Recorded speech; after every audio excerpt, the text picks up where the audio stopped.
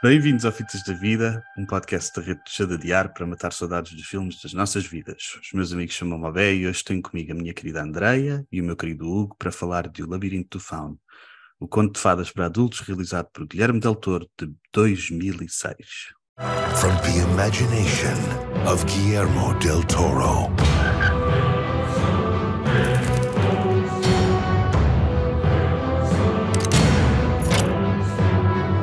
In darkness, there can be light. In misery, there can be beauty. In death, there can be life.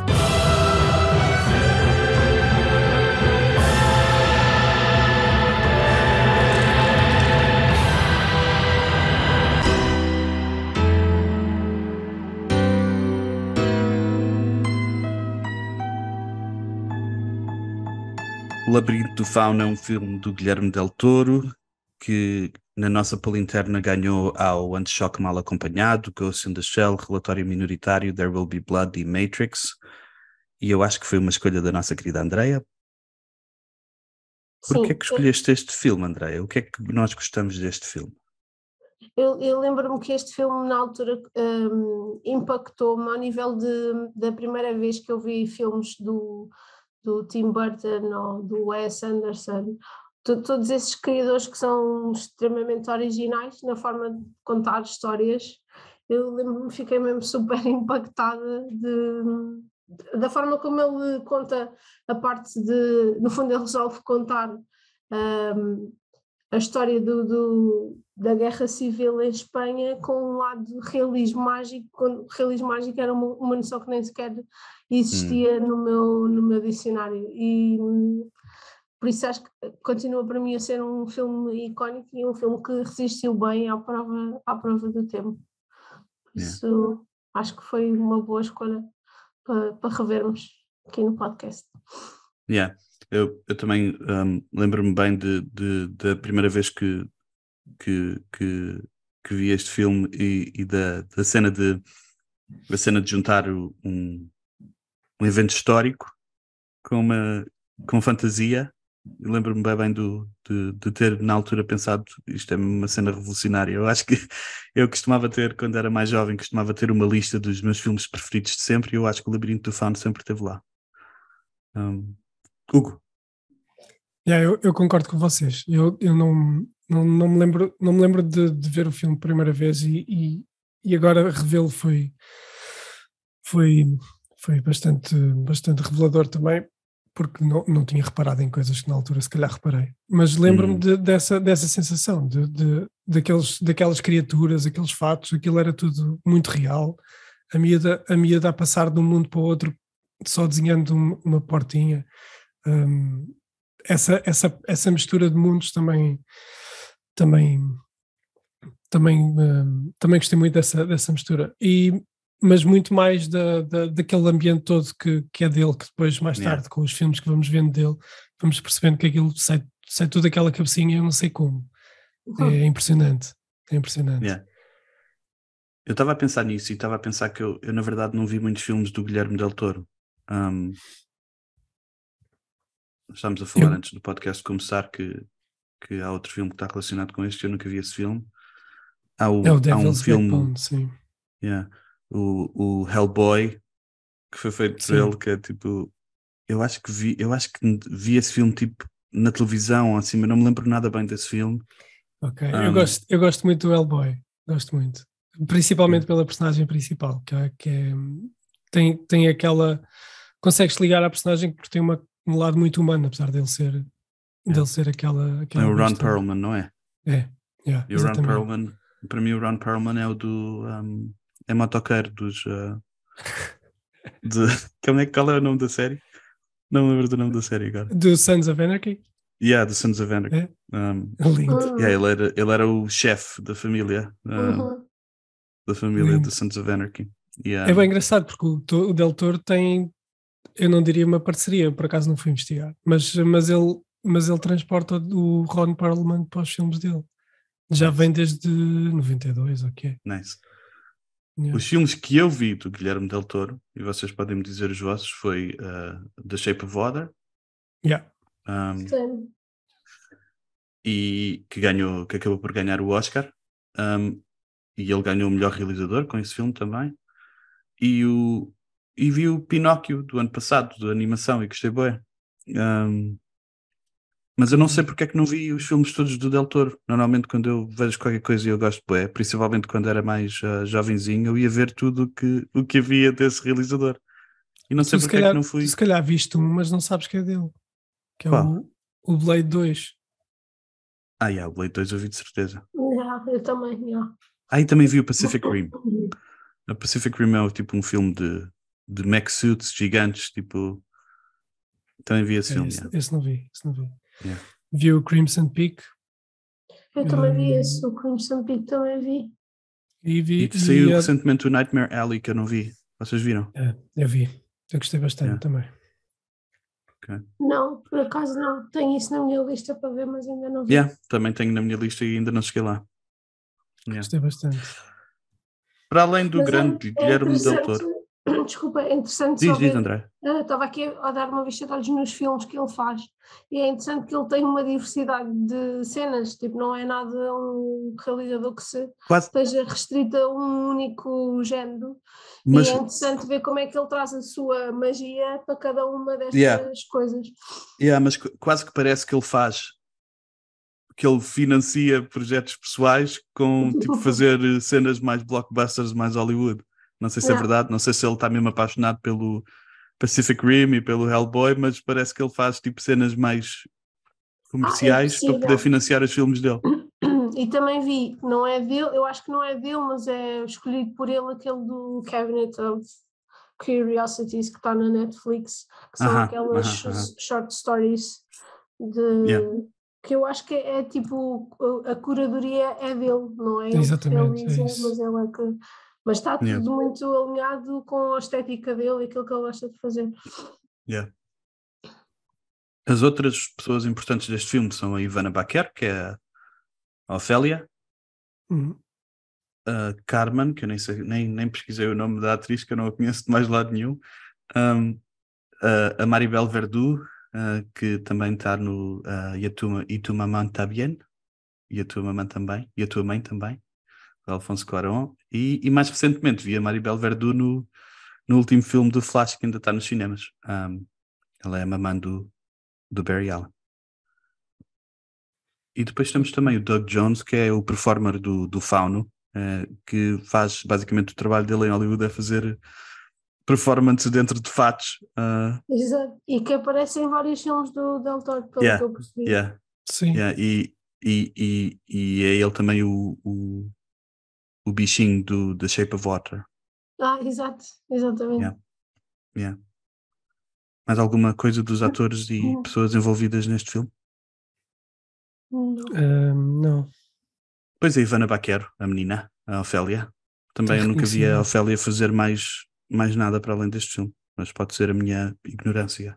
Estávamos a falar dela antes quando foste buscar água.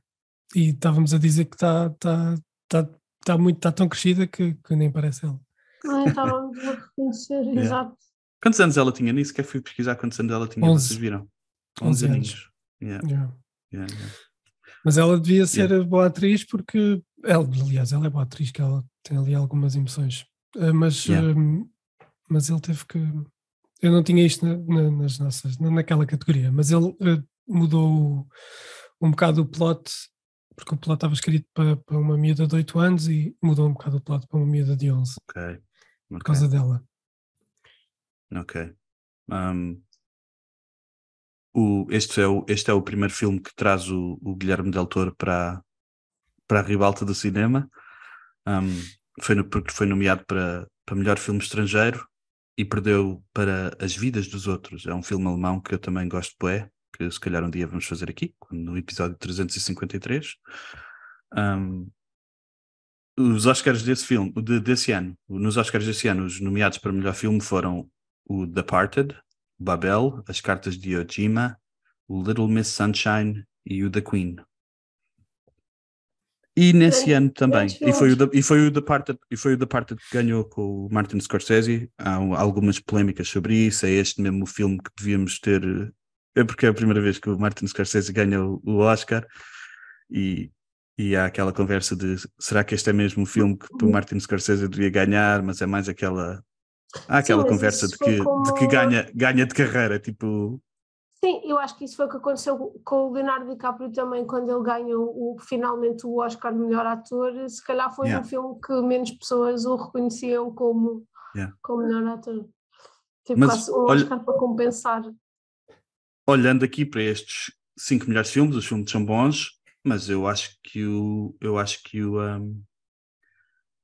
Labirinto do Fauno podia ter sido nomeado para melhor filme em vez da Rainha, por exemplo, da Queen. Ou até as Cartas de Ojima. O da Queen era com a Helen Mirren. Da Helen Mirren. Da Helen Mirren, já houve tantos filmes sobre a rainha que às tantas... Pois mas eu acho que ela ganhou o Oscar de melhor atriz até nesse ano. É capaz de ter ganho, é capaz de ter ganho, sim. Uhum. Outros filmes de 2006. O The Prestige, O Ilusionista, O Apocalipto, O 300, O Infiltrado, que é aquele filme do Spike Lee com o Clive Owen e o Denzel Washington. Casino Royale, O Diabo Veste Prada, Children of Men, que é um super filme do Clive Owen e do Alfonso Cuarón, não é? E do Cuarón também, Carros. Eu acho que o Alfonso Cuarón e o Guilherme são buddies, eles têm uma produtora juntos. Eu estou a imaginar coisas. Faz lá aí uma pesquisa no background. Carros, O Regresso do Super-Homem, Noite no Museu, Missão Impossível 3, Em Busca da Felicidade com Will Smith, o Borat, que foi um super sucesso, Perfume, o Código da Vinci e um amor de estimação, o Lucky Number 11. Não sei se viram mais alguns filmes, este se calhar estou a perder alguns, mas estes foi os que eu vi que saíram nesse filme, que me disseram qualquer coisa que eu sei que foram populares. E ainda tens o Inharrito também. Eles são conhecidos como The Three Amigos. Ok. Os três amigos, É só dizer que este ano foi lançado o Little Miss Sunshine, né? E esta semana morreu o avô dessa família. O Alan Arkin morreu. Nem estava. Eu adorei esse filme, eu adoro o Little Miss Sunshine. Também gosto muito bem desse filme. E o Alan Arkin entra nesta série The Kaminsky Method com sim, pois é. Dava a ver isso agora com o Michael Douglas. É brutal a série. Essa série é bada boa e o Alan Arkin é bada bom. Eu fartei-me de chorar no fim do primeiro episódio, logo quando eles dão aquele abraço mesmo de velhotes de passaram a vida juntos. Também estou a emocionar agora, vou parar com isto.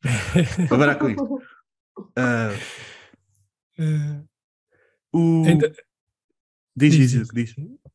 Ia dizer só que em 2006 também para além desses filmes, o Twitter foi criado, Plutão deixou de ser reconhecido como planeta, são lançados a Wii e a PS3. Estamos bem, o Zidane dá uma cabeçada ao Materazzi no final do Mundial. Isso foi em 2006? Foi em 2006, a Itália ganhou esse Mundial. Uau. E dá-se o enforcamento do Saddam também. 2006 não é há 17 anos atrás? É sim, senhora. É muito tempo. Tínhamos já 20 anos. Uau! Mas eu vou-vos dizer quais são os discos mais vendidos deste ano em Portugal. Ok, diz. Eu acho que vocês não adivinham. Então, vou fazer do contagem decrescente. Desert, ao vivo no Coliseu. Tony Carreira, ao vivo no Coliseu. Melanie C, Beautiful Intentions. Fortaste. Il Divo. Albonso. O que é Fortaste? Fortaste? É outro tipo de Desert dos morangos. É dos morangos. Também. Não me lembro nada disso. Não tenho memória. É aquela música. Para mim, tanto me faz. Não, isso é Desert. Isso é Desert. Então não sei qual é a Fortaste. Sabes qual é? Eu sei, mas eu não vou cantar porque a minha voz está. Diz só a letra, então. Diz só a letra. Eu acho que é aquela, deixa-me levar por ti, deixa-me qualquer coisa do mundo assim, só tu podes alcançar. Eu acho que é essa música. Não sei. Deixa-te levar. Já sei, pois é. Eu acho que é essa, mas eu não tenho certeza. Não me lembro nada disto. Acho que devo ter bloqueado estas. Eu acho que bloqueei estas memórias. Porque não, essa é deles e tem uma que é sempre que te vejo. Então não vou buscar. Muito bom, André. Mas lá continuo. Fortaste, desculpa, eu interrompi. Fortaste, Il Divo em sexto lugar, Paulo Gonzo em quinto, Desert, o álbum original, em quarto, FF em terceiro, André Sardinha em segundo e a banda sonora da Floribela em primeiro. Esses foram os discos mais vendidos em Portugal. Sim. Isso foram os discos mais vendidos em Portugal. Da música portuguesa, da música portuguesa ou de todos? Não, da música todos, porque está aqui Il Divo e está aqui a Melanie C. Mas a música que estava no top da Billboard também não era nada de especial, era Because You Had a Bad Day. Ok. Por isso, estes eram tempos negros. Será que foi aqui que começou? Será que foi aqui que começou a decadência da... Eu acho que podemos olhar para o ano 2006. Não, eu acho que nós podemos aqui decidir os três que do ano 2006 foi o ano em que tudo começou a implodir.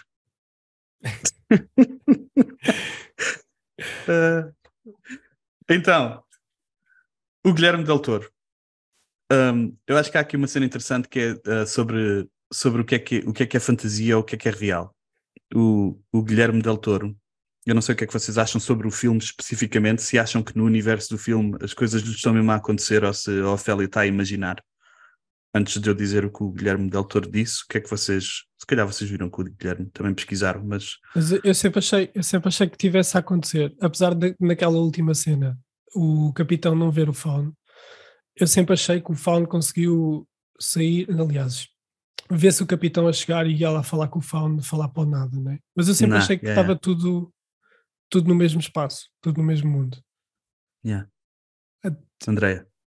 Não, continua, sim, tens mais para dizer? Não tenho, era só reforçar essa. Eu acho que estava a acontecer. Tu estás a dizer? Ok. Porque eu tenho essa teoria, eu gosto, um dos meus escritores favoritos é o género dele é realismo mágico, e eu tenho esta teoria que o realismo mágico são pessoas que estão mais abertas a cenas, tipo, têm uma cabeça mais aberta, e a quem lhes acontece porque conseguem ver as realidades a misturarem-se, a fundirem-se. São pessoas mais... Pronto, então escolho acreditar que estava a acontecer. E as crianças veem coisas que os adultos não veem. Sem dúvida. Então, o Guilherme disse que ele queria... Isso é uma boa transição para aqui, para o que o Guilherme diz, que é o Guilherme... Se eu lhe chamar Guilherme de vez em quando, peço desculpa. O Guilherme diz que intencionalmente... que deixou intencionalmente ambíguo, tipo a marca da lua no ombro, a raiz que não se mexe quando o capitão a encontra debaixo debaixo da... Sim, quando ela está na banheira, ela passa da banheira para o labirinto, a transição é direta da banheira para o labirinto, não nos dá como é que ela foi lá ter. E o Vidal não vê o Fauno na cena final, como o que estava a dizer. Mas o Guilherme diz, para ele queria deixar ambíguo intencionalmente para as pessoas acharem o que elas quiserem achar, mas para ele é real porque as histórias na cabeça dele têm o mesmo poder a formar quem nós somos do que as nossas experiências, o que nós chamamos reais. Eu acho que isso é super interessante porque está um bocado alinhado com aquilo que estás a dizer, André, porque isto está nas dicas interessantes que eu encontrei online, mas o Guilherme viu o Fauno, diz ele, que ele viu o Fauno no quarto da avó quando era miúdo. E foi daí que veio. Que saía do armário. Saía do armário. Um Goatman, Yeah. É verdade, ele tinha medo de dormir lá. Yeah. Tinha isso aqui. Depois a outra coisa que eu acho interessante sobre o filme, não sei se vocês têm alguma coisa a dizer sobre isto, mas o Guilherme fez nas entrevistas que eu vi, diz que o filme é sobre autoridade e desobediência. E que em guerra só há vítimas que morrem e vítimas que vivem. Eu tenho o comentário disso na última categoria, eu falo um bocadinho sobre isso. Yeah. Também eu. Yeah. Okay. Eu também, quando lá chegarmos. Então, se calhar passamos às nossas categorias. E a nossa primeira categoria, como sempre, é a nossa cena preferida do filme. Qual é a tua cena preferida do Labirinto do Fauno? É assim, todas as cenas com o Fauno para mim são brutais. Mas desta vez eu gostei muito da entrada dela para a árvore. Não sei, é tipo, ela desce para aquelas roupas que a mãe lhe oferece, estás a ver? Como tipo, estou a rejeitar isto e vou mas é ser eu e entrar para ali. E depois a maneira como ela lida com o sapo. Mas o que eu gostei mesmo foi até saquei esse frame por causa da entrada dela na árvore em contraluz, que está qualquer coisa, e eu fiquei maravilhado com essa entrada. Andréia? Vou ter que escolher duas. Para mim a que mais me marcou, que assim que eu penso no filme é logo a cena que eu vejo, que é a mesa com a comida, com o monstro, o homem se acaba com os olhos nas mãos. Isso marcou-me. Eu lembro-me de ficar tipo mesmo toda arrepiada quando vi, pensei, esta cena é muito mais dark do que eu estava à espera. Acho isso muito, muito icónico, e agora quando estive a investigar e ele explica que aquela personagem representa os padres e a Igreja Católica e não sei o que, ainda achei mais, porque na altura não tive alcance para perceber nada disso, né? E outra cena que eu acho que é brutal é a parte em que ela lhe corta a bochecha e ele fica aqui com a bochecha toda cortada, porque acho que é interessante o facto de por um lado há ali pelo menos eu entendi assim um outro significado, que é ele desvalorizá-la enquanto mulher e não a vê como perigo, e ela no fundo é que estava a puxar os cordelinhos todos e a apoiar a resistência. E depois acho que a cena cinematograficamente é super impactante, ela rasgar-lhe a bochecha e depois ele estar a cozer. Acho que está brutal. Essas duas cenas são as minhas favoritas. Há umas quantas cenas visualmente super agressivas. Aquela da garrafa na cara mesmo marcou-me para sempre. A violência dessa, tipo, a desvalorização da vida humana nessa. Eu lembro-me, na altura não pensei nisto assim, né? Não pensei na desvalorização, mas lembro-me que me bateu mesmo bué. Mas a cena que eu escolhi, para além da cena, sem dúvida, a cena eles chamam-lhe Homem Pálido, das mãos e dos olhos. O Guilherme chama-lhe Homem Pálido. Para além dessa cena, eu sempre gostei bué da cena do capitão a sair do labirinto no fim, com a resistência toda à espera dele, e quando ele vai falar, a Mercedes interrompe-o sobre o pai, sobre ele dizer que quer que ele saiba o nome. Ela interrompe-o e diz: nem sequer vai saber o teu nome. Sim, tá bom. Gosto bem dessa. Gosto bem dessa cena.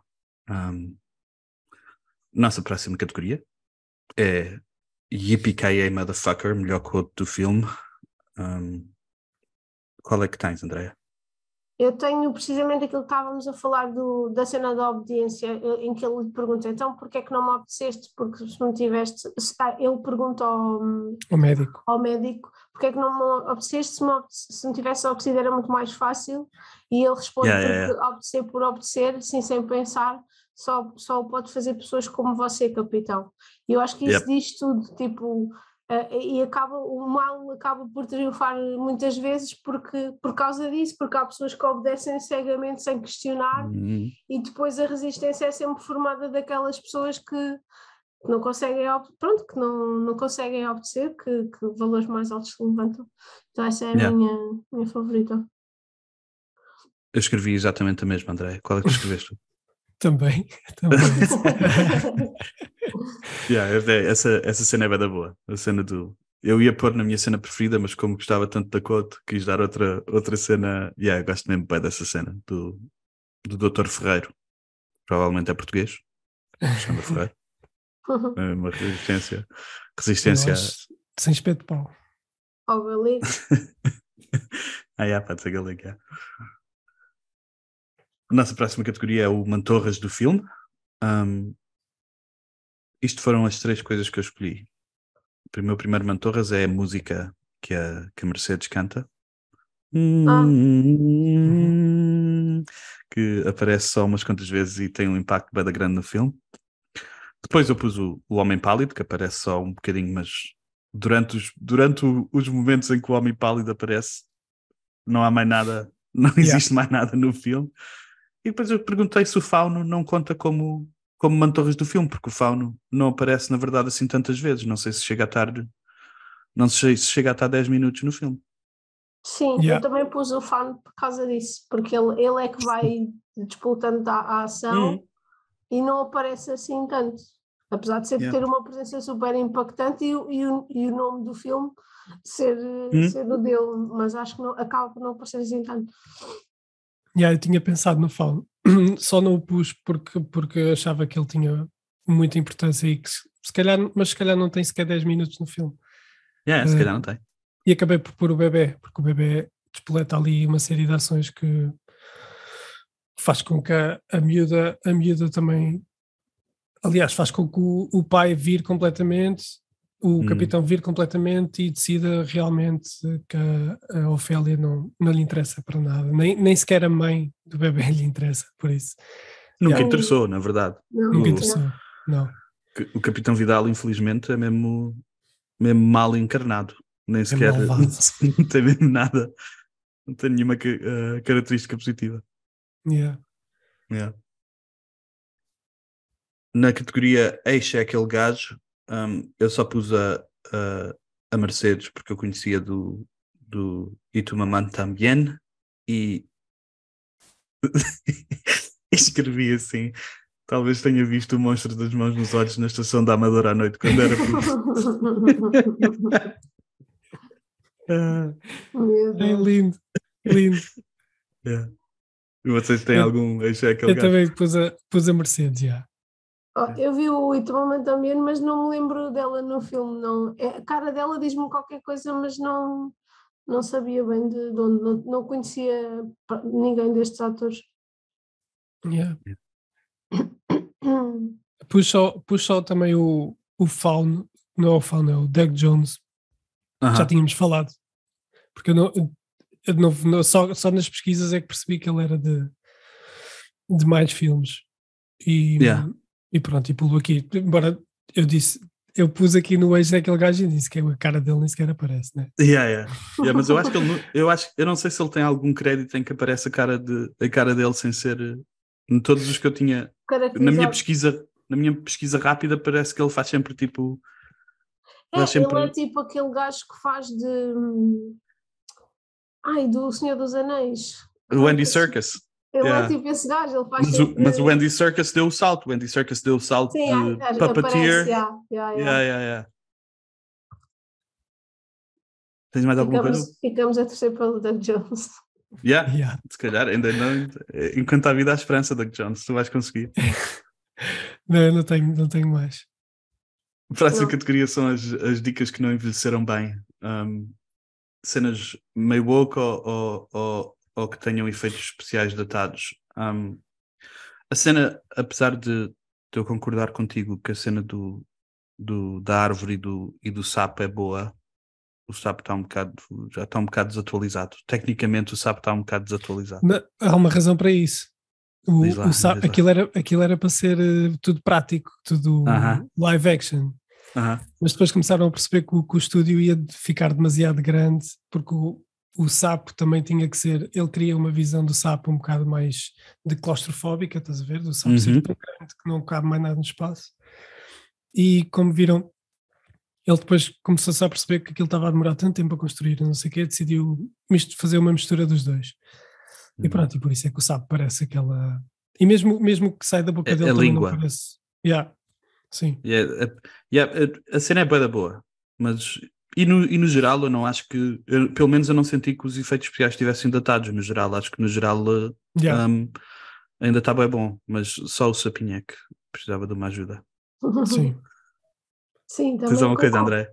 Não, acho que se visse o filme hoje ficava satisfeita, não ia pensar, está aqui qualquer Yeah. cena estranha, acho que está fixe. O sapo, sim, é possível.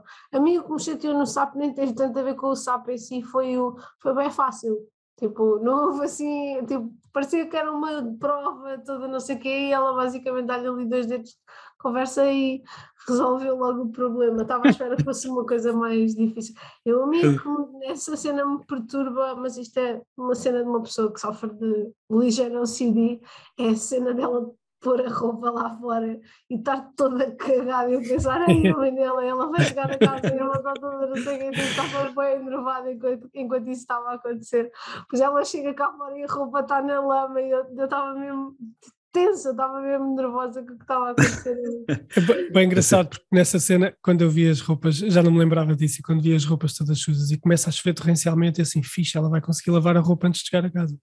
Mas não é, não consegui. Não, aquilo estava Não para consegui. lá, aquela lama Estava toda. bem para lá. Essa parte estava bem feita, essa parte da viscosidade dentro da árvore está muito giro. Yeah. E os bichinhos todos. Quando era mais jovem eu tinha um bocado de medo daquela árvore. E isso, provavelmente hoje, a Ofélia é bem corajosa. Provavelmente hoje, se eu tivesse que entrar naquela árvore, também não entrava. Podes crer. Yeah. E a nossa próxima categoria é a pausa João Baião. Não sei se vocês encontraram algum espaço onde desse para ir fazer um xixizinho. Eu encontrei um. Eu não encontrei, estava a pensar se o jantar com o outro pessoal poderia ser. Mas eu acho que é um bom paralelismo para a mesa farta também onde está o monstro. Yeah. Eu acho também que é um reforçar do desprezo dele por ela. Apesar de achar que é uma cena que também é tipo, ok, se tivesse que parar, se calhar seria aí, mas acho que aí se reforça que ela é mesmo um vessel para o filho dele e nada mais. Tipo, ele não está mesmo minimamente interessado naquela pessoa. E nessa cena também alguém lhe pergunta sobre o relógio do pai. É isso. E ele diz, não, ninguém me deixou nada, isso é tudo histórias da carochinha. Ele ele não se permite a sequer partilhar um bocadinho de humanidade. Mas isso é um grande detail, essa cena do pai bateu com o relógio na pedra para não sei o quê, e depois ele querer, era o que tu estavas a dizer, ele querer que a memória dele perdure e ela dizer, tipo, nem sequer vamos dizer que tipo tu exististe, é mesmo bom. Ele devia ter sido se calhar a melhor pessoa e se calhar mais pessoas estariam dispostas a partir o relógio por ele. Nossa próxima categoria é o... Peraí, que eu não disse a minha. Eu disse quando o doutor e a Mercedes visitam os rebeldes, dá para ir fazer um xixi. A gente sabe o que é que se está a passar aos rebeldes. Mas acho que é só... Eu acho que essa cena tem aquela função de ver o que é que acontecia, tipo as pessoas a perderem as pernas, aquela malta toda nova que vinha da aldeia, não sei o quê, tem mais essa função, mas sim, também um pouco impactante. Isso, só dizer que essa parte de serrar a perna também, na primeira vez que vi, foi... O frame não acaba, tipo... A serra ainda vai um bocadinho, ainda se vai entrar um bocadinho. Dá arrepio. A próxima categoria é o Eixe Ganda Falha. São plot holes que não afetam o nosso amor ao filme, mas que nos deixaram tipo uma espéciezinha, umas inconsistências ou perguntas sem resposta, falhas na história. Este filme tem poucas. E o facto de ser uma espécie de fantasia também dá pouco espaço. Fica sempre essa dúvida se é intencional ou se enganaram ou foi pouca falta de atenção. Eu pus só uma cena. Quando a Ofélia entra nas catacumbas do Homem Pálido, ela tem a ampulheta ela vira a ampulheta e quando ela olha para trás, a ampulheta já tem bué de areia dentro da ampulheta. E eu pensei, nem pensar, tipo, esta cena toda, a ampulheta tinha acabado bué antes dela voltar. Sim. Mas tirando isso, já. E mas mesmo assim, como é um filme de fantasia, aquela ampulheta pode ser bem rápida no início só para pôr, só para pôr nervos, e depois pode ser uma ampulheta que diminui de intensidade. E depois tinha uma pergunta sem resposta. Não sei porque é que esta piada me veio à cabeça, mas esse relógio do Capitão Vidal é o mesmo do Pulp Fiction, do que teve no cu. Bom connecting the dots. Podes crer. Porque Teve no cu também do pai do Butch. Yeah. Eles têm 2 homens. Será que o capitão, o pai do Capitão Vidal também guardou no cu, mesmo que não seja o mesmo relógio? É estes relógios dos pais. E assim de seguida temos 2 filmes com essa cena, com essa Podes crer. do relógio. Engraçado. E se calhar o homem não partiu o relógio na pedra, apenas apertou as nádegas e o relógio partiu. Isso. Mas gostei da ligação do relógio do Pulp Fiction do pai, passagem de testemunho de relógios no cu. A parte do cu estou a imaginar, ninguém falou do cu neste filme. Eu tinha aqui uma pergunta, mas e pode ser uma pergunta estúpida porque eu não me lembro, se calhar há uma razão. Porquê é que a Mercedes não matou o capitão ali no momento? Porque ou ela, é só ao contrário, eu história? acho que é porque ela, ao contrário dele, não, se calhar não tem a maldade necessária para tirar uma vida humana, foi tipo só para se defender, mas eu assim que ela vem cá para fora assim, mas porquê que ela não o matou? Tipo, ela devia ter... Pronto. Mas eu acho que talvez tenha a ver com isso, é para não lhe pôr aquela carga em cima de ser capaz de matar uma pessoa. Ela tipo, age em legítima defesa, mas acaba por não consolidar o ato. A verdade é que depois também ninguém ia atrás do bebê, não é? Não havia aquela cena toda final. Pois também. Verdade. Estás a dizer que a conveniência de plot é uma falha. E a cena dele se cozer a seguir, também essa parte também não... Não, então acho que a Mercedes fez bem. Não, mas isso é uma pergunta bem da grande. A pergunta que tu estás a fazer é a pergunta filosófica de existe para acabar com o mal. É a pergunta clássica de se pudesses voltar atrás no tempo, davas um tiro no bebê, no Hitler bebê. Sim. Se bem que a do Hitler bebê, a pergunta é, ele naquela altura ainda era inocente, e nós já sabemos que o Capitão Vidal não é inocente, mas a pergunta filosófica continua a ser interessante. Olha, o Hitler bebê podia servir para o sacrifício que o Fauno pedia. Que era o sangue do inocente. Mas era o truque. Se não percebeste que no se eu percebi bem o filme, o truque era ela não fazer isso. Exatamente. E se calhar se fosse o Hitler bebê, se calhar a Ofélia, se fosse o Hitler bebê, dava-lhe. O que é que eu tenho mais? Não tenho mais. Tenho. Se não temos mais falhas, tens, Andréia? Tens alguma coisa? Não. Então quem é que ganhou o filme?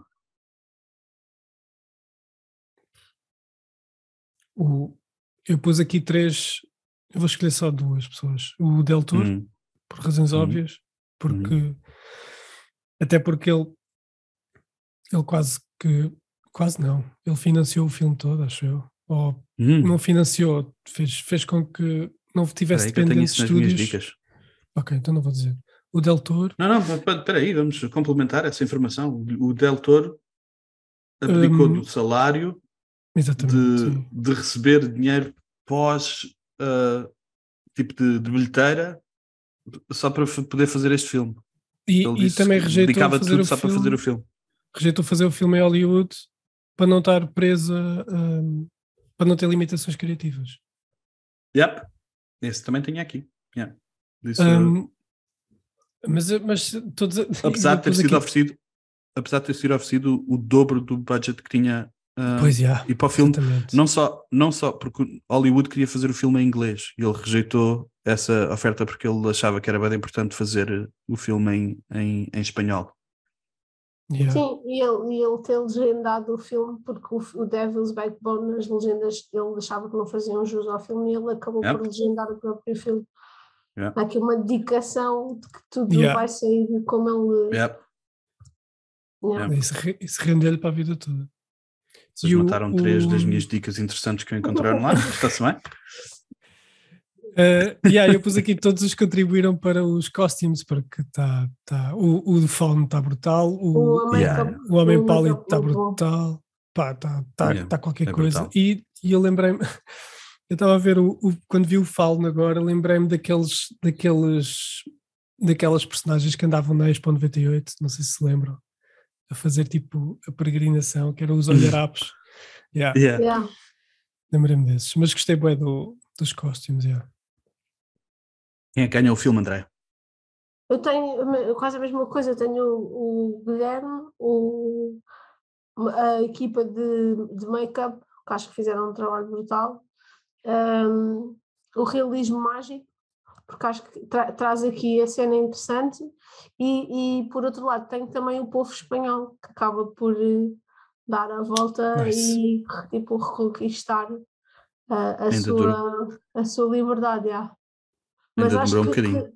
sim, ainda demorou, mas acho que este filme é um bom. Ou seja, se eu tivesse que se calhar explicar esse período histórico a alguém, este filme é uma boa peça para voltarmos a esse tempo e alertar para os perigos da cena da ditadura. Eu fiz uma mini pesquisa e o filme, a ação do filme passa-se em Espanha em 1944 e o regime só acabou em 75, portanto ainda foi uma grande luta. E foi das mais.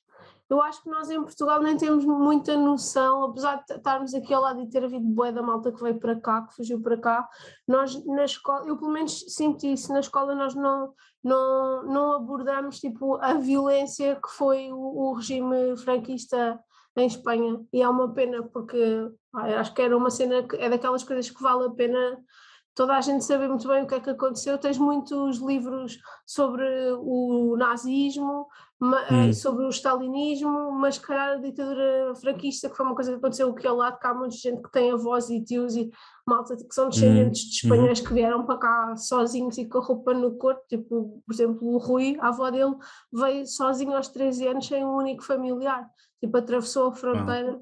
E tenho pena que nós não abordemos assim tanto na escola uma cena que foi super impactante, porque, e é aí que eu acho que o filme é muito bom, porque foi efetivamente uma cena super, super violenta que arrasou com uma nação que é super importante a nível mundial. Eu na verdade não prestei muita atenção na escola, mas eu não me lembro de mesmo nada de... Dás por alto um bocado tipo o Franco era o compincha do Salazar, era um gajo muito mais violento, muito mais militar, ou seja, em termos de perfil eram diferentes, mas era um bocado compinchas, tipo o Salazar não... Foi completamente diferente da nossa ditadura, apesar da nossa ditadura também ter durado imenso tempo e é diferente, mas tudo o que leio sobre isso, tudo o que já li e o que já vi, surpreende-me sempre, porque foi aqui ao lado e nós não sabemos nada sobre isso, demos muito pouco na escola. E acho que este filme é muito bom nesse... Apesar de não ir tanto ao que é que estava a acontecer, ou quais é que eram os lados, ou não sei o quê, tipo, eu acho que é por isso que é importante que a cena da garrafa, a cena do serrar a perna, tipo, que sejam tão violentas, porque eu acho que foi mesmo isso que aconteceu. E é tipo, heads up, isto pode acontecer outra vez, se nós não nos lembrarmos disso. Obrigado, Guilherme, então. Que eu tinha aqui também. Quem ganhou o filme foi o Guilherme, porque a partir daqui o Guilherme Del Toro passou a ser um dos realizadores do mundo do cinema. Abriu-lhe as portas todas. Uma das grandes referências. Eu parece-me que a categoria é o auge da carreira. Eu não sei se é muito diferente de quem ganhou o filme, mas eu pus o auge da carreira, deve ser de todos estes atores, porque eu acho que eles não fizeram nada maior depois disto. Quer dizer, se calhar, eu estou a dizer isto, e se calhar em Espanha eles são mega estrelas e saiam alguns filmes espanhóis em que eles são os Pois, é mais possível. conhecidos da vida. Mas em termos internacionais... A Maribel tem e Tu Me Matem Bem, que esse é um filme que consta sempre nas listas. Mas achas que o Tu Me Matem Bem é tão conhecido, influente como este? Não. Conhecido no mundo como este? Eu acho que não. Eu acho que não. Não. Eu pus as transições com objetos que ocupam o ecrã inteiro. Não sei se vocês repararam, quando ele está a fazer a barba, quando o capitão está a fazer barba, e quando ela está na floresta, nos primeiros tempos, quando a câmera passa por trás da árvore, a cena que vem a seguir à outra parte da árvore, a seguir ao tronco, já é outra. Já, estás a ver? É sempre assim. Quando passa por trás do espelho, já está outro plano. Eu acho que nunca vi um filme com tantas transições dessas. Por isso, se calhar, pus aí o auge da carreira destas transições. Filme mega difícil. Nice. Fixe. Já está no quê, André? A equipa de caracterização do filme, o David Martí e a Montse Ribé, que eu acho que eles a partir daí devem ter tido muito trabalho. Isso é o pessoal que fez a caracterização? Ok. Grande trabalho que fizeram. A próxima categoria é como o vinho do Porto. Quanto mais velho, melhor. Eu pus aqui as coisas que vocês já tiveram a falar. Os efeitos práticos, os cenários, o guarda-roupa. Exato. E a mistura de história com fantasia. Nós já fizemos aqui 3 filmes, né? Mais ou menos, que deste realismo mágico, realismo fantástico. O Big Fish, o Amélie e agora... Exatamente. Há aqui uma tendência. Nota aqui Há uma tendência. 3 filmes. O Jack Burton também. O Jack Burton também tem fantástico. Alguma coisa diferente que vocês fizeram no vinho do Porto? Pois exatamente o mesmo. Sim. Os filmes que têm efeitos práticos são sempre diferentes, né? Parece que ressoam um bocadinho melhor. Nós já falámos disso aqui, não foi? Não me lembro qual foi o pod em que nós falámos, mas... Falámos, Porquê é que não há mais efeitos práticos, man? Eu não acredito. Sabendo o dinheiro... Foi nas tartarugas. Foi nas tartarugas, Sabendo o dinheiro que se gasta em estúdios, sabendo que os estúdios estão completamente overloaded hoje em dia, com todos os filmes em que não há estúdios suficientes e os efeitos especiais estão atrasados, e há montes de filmes que chegam aos cinemas, Flash, por exemplo, não sei se vocês já viram, chegam aos cinemas com parece que não tiveram tempo para acabar.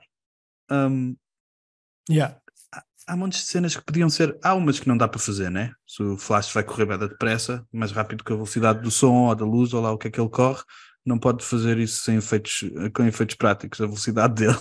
Mas há outras cenas, tipo o fato que está a fazer bem barulho, se um dia vocês tiverem paciência para ver esse filme, se perderem esse tempo. Mas há montes de filmes que parece que não estão acabados por causa dos efeitos especiais. E se calhar o Flash não é um bom exemplo porque precisa dos efeitos especiais. Mas eu acho que falta efeitos práticos. Sim. Eu não percebo nada de budgets. Eu não percebo nada de budgets de filmes, mas eu consigo imaginar que fazer fazer fatos perde-se um grande tempão com os artistas a fazer os fatos. Mas eu acho que se perde mais tempo a tentar fazer efeitos especiais que fiquem mesmo on point. Se calhar não, se calhar foi por isso que se calhar o budget se calhar é uma das razões. Pois é, a velocidade de certeza que é mais rápida a fazer no computador do que perder tempo a fazer um fato, né? Se calhar depois... consegues ter mais malta formada em efeitos especiais desse tipo do que malta que saiba fazer as outras cenas. E não consegues ter tanta economia, não consegues ir contratar um gajo, porque se calhar um gajo daqueles mesmo bom que fez este artigo só existe 1 ou 2 no mundo. Acho que já morreu esse senhor. Morreu, era o que eu ia dizer. Por exemplo, esse senhor fez uma data de filmes, foi contratado exatamente por isso, porque era especialista nisso. Mas é bastante diferente. Imagina o Fauno ser feito a computador nos planos aproximados que temos dele, da cara. Yeah. Tu ias logo notar que era feito a computador e se calhar não tinhas uma ligação tão forte ao Faun porque consegues ver tudo o que se passa, até a boca a mexer, é brutal. Deixa-me contrapor e dar o respeito aos efeitos especiais que merecem respeito. Eu sei que não é o vosso forte, o Gui e Andrea, mas a Marvel fez alguns filmes que têm milhões de efeitos especiais que eu chorei que nem um bebê, portanto a emoção tipo o Endgame e o Infinity War, que são filmes gigantes, com budgets gigantes, com efeitos, que é quase tudo efeitos especiais. Eu estou super ligado a algumas personagens que são feitas completamente a computador. Ainda agora o Guardiões da Galáxia 3, o Rocket Raccoon é um bichinho pequenino que é um guaxinim, como é que se diz? Um guaxinim pequenino. E se tu me dizes que vês aquele filme e não tens amor pelo guaxinim feito em computador, eu não acredito em ti. Por isso a capacidade história é mais importante. Exatamente, e eu tive uma grande ligação ao Roger Rabbit, não é por aí. E à Jessica Rabbit, mas não sei, é diferente, digo eu. Tu estavas a falar e eu estava a pensar numa cena e já me esqueci. Os efeitos do fauno, o Doug Jones está dentro do fato e a única cena que eles apagaram a computador são as pernas dele, que tipo, as pernas dele viam-se nas traseiras e depois ele tinha tipo um fato verde dentro tinha umas calças verdes e apagaram só as pernas dele. Para ficar com aquela perna de... Já me lembro o que é que estava a pensar, já me lembrei. Por exemplo, no fauno, quando ela fala com o fauno, tu consegues sentir, pelo menos é uma cena pessoal, sim. Consigo sentir mais a ligação dela ao fauno do que quando ela está com as fadas, por exemplo, porque as fadas, como são feitas são lá postas, o olhar dela parece que não se liga bem com a fada. Aí há. Mas a fada não tem o mesmo não tem o mesmo desenvolvimento de personagem que o fauno tem, né? A fada. Sim. Mas ainda assim, efeitos práticos. Não sei que poder é que nós temos aqui neste podcast, mas vamos lutar pelos efeitos práticos. Adaptação portuguesa. Hugo, quem é que fizeste a adaptação portuguesa? Olha, eu pensei, eu estava a ver eu não fiz, eu fiz um bocadinho antes de começarmos, mas ontem à noite eu estava a ver o Capitão e estava-me a lembrar de um ator português que não me lembrava o nome, mas que sabia que ele tinha tipo toda a energia para fazer de Capitão, que é o António Capelo. António Capelo. Se o meteres sem barba e um bocadinho mais novo, percebo, é o mesmo género de cara.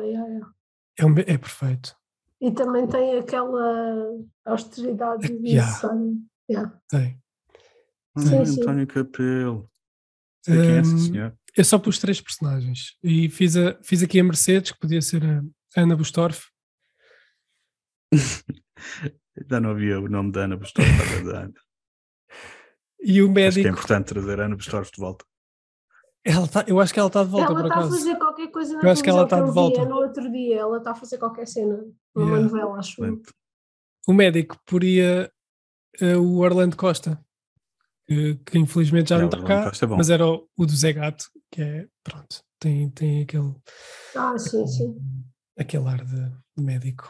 Aquela nobreza necessária aqui para... Sim. Posso partilhar com vocês que a Ana Bustorff sempre me assustou. Não sei o que é que... Ana Bustorff, se estiveres a ouvir isto, Ana, peço desculpa, mas eu sempre, tipo, há aqueles atores ou atrizes, não sei se em Portugal, sem português, as atrizes também gostam de ser chamadas de atores, porque em inglês eles gostam de ser chamados, não querem fazer a diferenciação entre ator e atriz. Mas, Ana, se me estiveres a ouvir, peço desculpa mais uma vez, mas há aquelas pessoas, tipo, quem é que é um bom exemplo? O que é que tu queres dizer? Que quando eu as vejo, imagino sempre tipo com olhos esbugalhados, tipo uma cena de terror. Olha, tenho um exemplo bom. A Colette do Hereditary. Eu agora, quando penso nela, eu só consigo pensar naquela cena em que ela está assustada a olhar para a câmara. Yeah. E a imagem que eu tenho da Anna Bustorff é assim, é tipo nesse estilo, é dela tipo assustada ou nervosa ou chateada a olhar para a câmara diretamente. E ela mete medo e sempre meteu. Sim. Peço desculpa, E Ana aqueles Bustorff. olhos parece que entram pelo Yeah. saio do ecrã, né? Yeah. Percebe? Yeah. Portanto, obrigado, Ana, por me fazer sentir qualquer coisa. Não quero que te sintas ofendido. Olha, eu estava aqui a pesquisar as imagens da Ana Bustorff para tentar ligar-me ao que estavas a dizer e descobri que ela posou nua para a revista da Cristina Ferreira. Lindo. Aos Obrigado, Cristina, por fazer aos isso. 61 anos.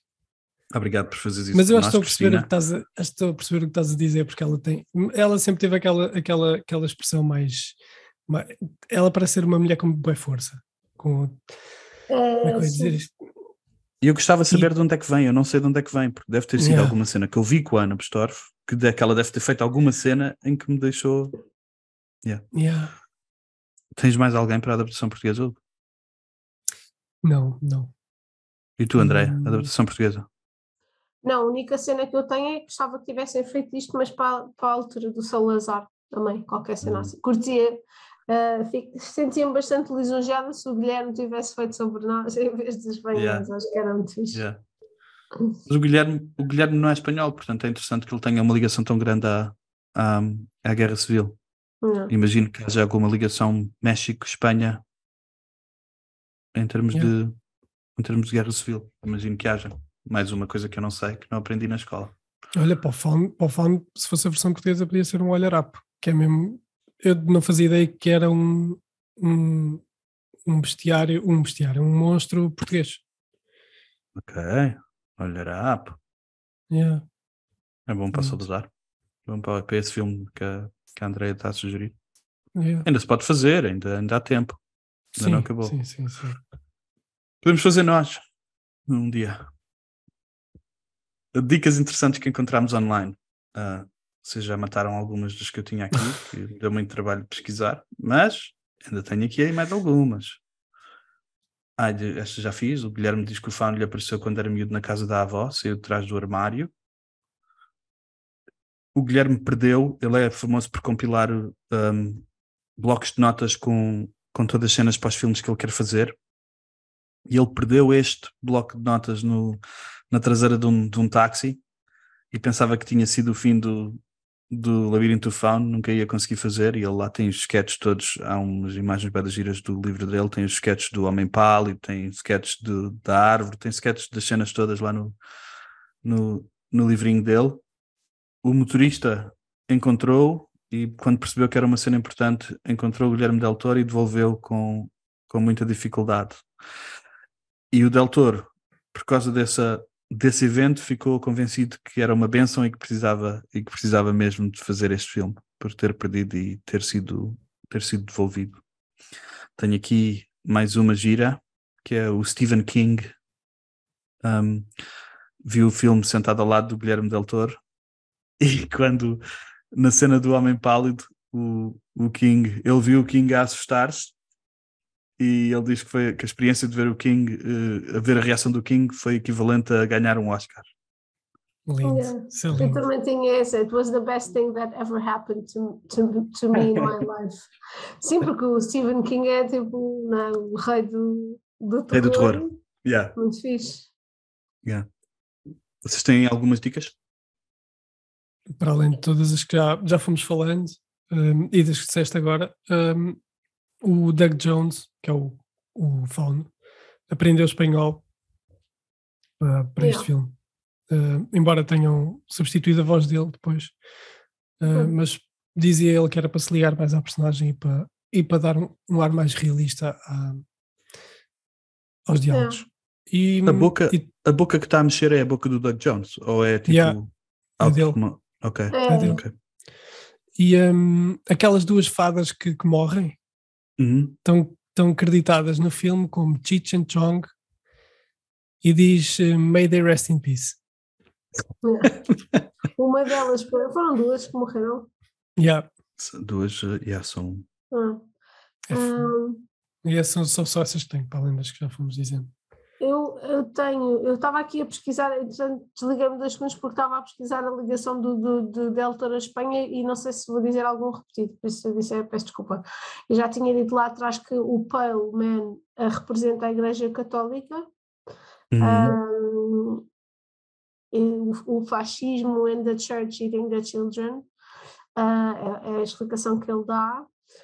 Depois o ataque da garrafa vem de um incidente da vida dele, em que um amigo dele e ele envolveram-se numa luta e o amigo dele foi brutalmente atacado na cara com uma garrafa e essa imagem, essa cena vem daí, ficou-lhe tipo, na memória de tal forma que ele depois recuperou.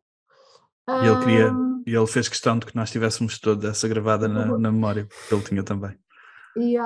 Agora vou pensar. E o labirinto do fauno em inglês é Pan's Labyrinth, mas ele diz que o fauno nunca foi o Pan, a figura de Pan, efetivamente, porque ele diz que se o fauno fosse o Pan, a expressão que ele usa é "If it was Pan, the girl would be in deep shit", porque o Pan é uma figura mitológica muito mais dark e muito mais maliciosa do que era o fauno.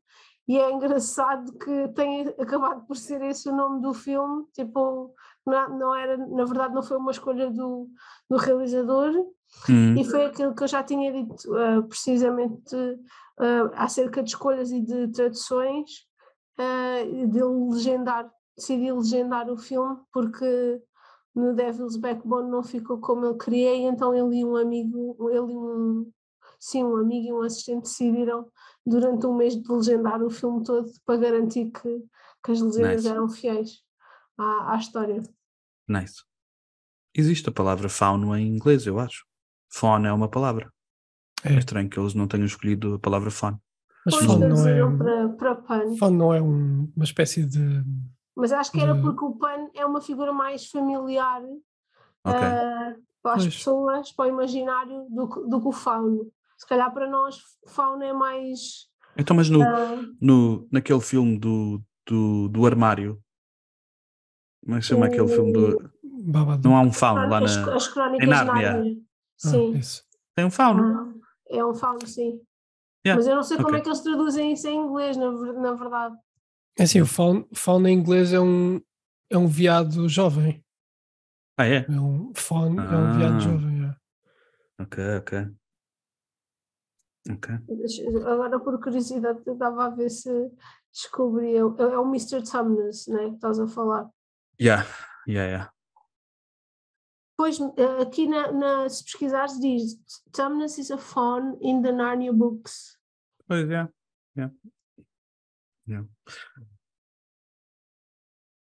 Temos mais curiosidades? Half man above the waist and half coat below his waist. Yeah. Não tenho mais. Só para então, a minha próxima pergunta para vocês é se tem algum nome melhor para o filme. Estávamos ainda mesmo agora a falar disto. Algum que não fosse Pan's Labyrinth em inglês, mas em português acho que o nome é Faun's Labyrinth. Não soa tão bem. Mas se calhar, se tivesse habituado a ele, se calhar Faun's Labyrinth. Pois, em português eu acho que funciona super bem agora. E em espanhol é Labirinto Fauno também, não é? É Labirinto del Fauno. É Labirinto Fauno em muitos sítios, menos nos Estados Unidos e França. Eu sou nome melhor para o filme, acho. Fauno. Ele não diz isso, diz.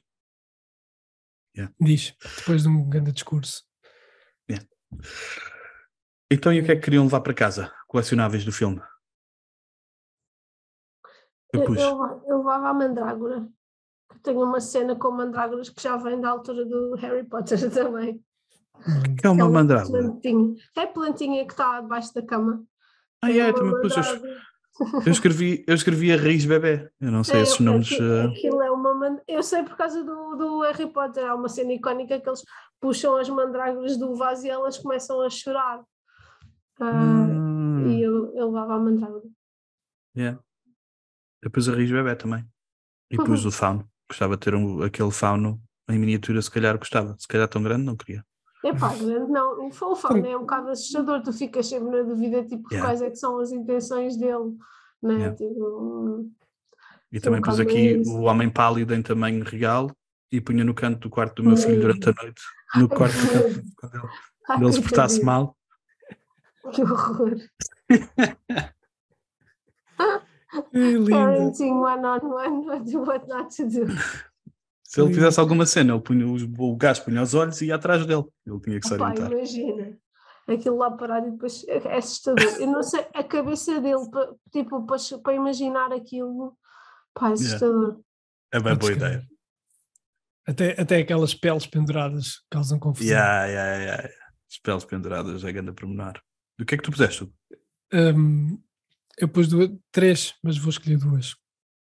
Eu queria, assim, se eu tivesse a casa dos meus sonhos, eu queria as cozinheiras, porque aquela comida tinha bem de bom aspecto.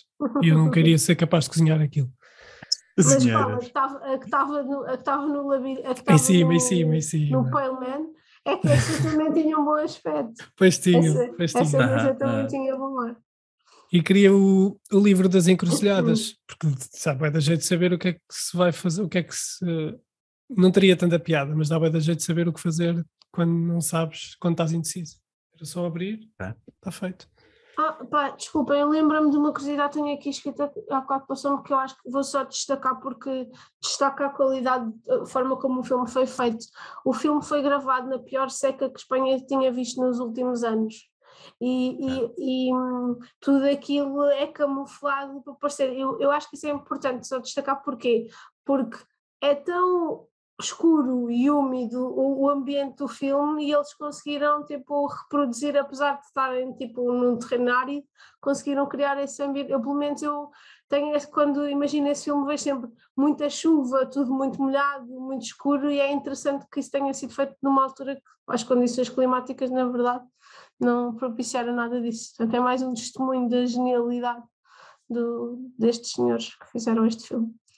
E só para continuar isso, como estavam numa grande seca, não podiam ter nem fogueiras, nem nada disso, então tudo que sai das armas é CGI. É isso mesmo. Muito bom. Nossa próxima categoria, penúltima, é se tem alguma ideia para sequela, prequela ou TV. O que é que aconteceu no dia a seguir ao filme? Infelizmente nós sabemos o que aconteceu no dia a seguir ao filme. Agora eu estava a pensar nisso. Tiveram mais 30 anos de 30 anos de luta. Não acabou ali. O Capitão Vidal não foi o último malvado que eles tiveram que enfrentar. Não, porque eles tinham razão. Matas o capitão, vem outro. Não tem nada? Não tenho nada. Também não. Última categoria é a lição de vida. Nós já tínhamos falado mais ou menos que íamos falar do tema da desobediência. Nesta altura, em 2006, o Guilherme estava a dizer que a direita estava a voltar a crescer, mas eu escrevi aqui que qualquer tipo de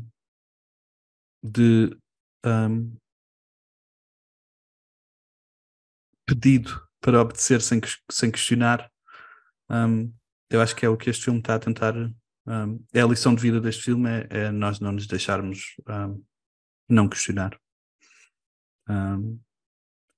Tanto a direita como a esquerda, agora o wokeismo também está a dar cabo de nós, também nos está a deixar, também nos está a pedir para aceitar todas as novas normas sem questionar.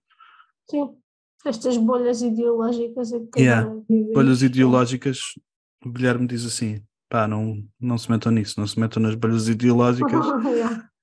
Ele estava a dizer especialmente do fascismo, mas eu acho que nós temos que ter atenção a todas as bolhas ideológicas. Sim, até porque se virmos os regimes ditatoriais que persistem até aos dias de hoje, na verdade não são de direita, são de esquerda, tipo, os extremos tocam-se. A autocracia às tantas acaba por, é indiferente se é de direita ou se é de esquerda, tem mais umas características, mas acaba por ser a mesma coisa. Eu também pus isso, eu pus a importância de questionar e desobedecer e lembrei-me logo daquela frase do Edmund Burke, que é: o mal triunfa sempre que os bons não fazem nada. Tipo, é importante ativamente seres contra e fazeres parte da resistência, no caso aqui era a resistência, mas é importante questionares e manter espírito crítico, não aceitares, e não é fácil também, né? Porque numa ditadura, É difícil. nestas coisas é preciso muita coragem, e eu acho que nós hoje em dia dizemos, se fosse eu, porque é que os alemães nunca questionaram? Não é fácil quando tu vês as coisas a acontecer, mas é importante que questiones, que não obedeças cegamente, e acho que isso só nesse ponto é bem importante o que tu disseste, porque nós somos, como tu disseste, nós dizemos que fazíamos e acontecíamos, mas nós até temos dificuldade em ir contra, se estivermos a falar numa conversa de amigos, se alguém diz uma cena com que nós concordamos, com que nós não concordamos, só para não parecer mal, nós até temos dificuldades em falar nessa altura. Imagina numa cena com consequências deste tamanho. É bem difícil ser resistência, é bem difícil ser resistência. Sim, imagina que a tua família a segurança da tua família está em risco, a tua própria segurança, tipo, é muito mais fácil falar do que dizer, mas é importante questionar, é isso, é importante não te... esta conversa dos bons contra os maus, os nós contra os outros, é super perigoso a vários níveis.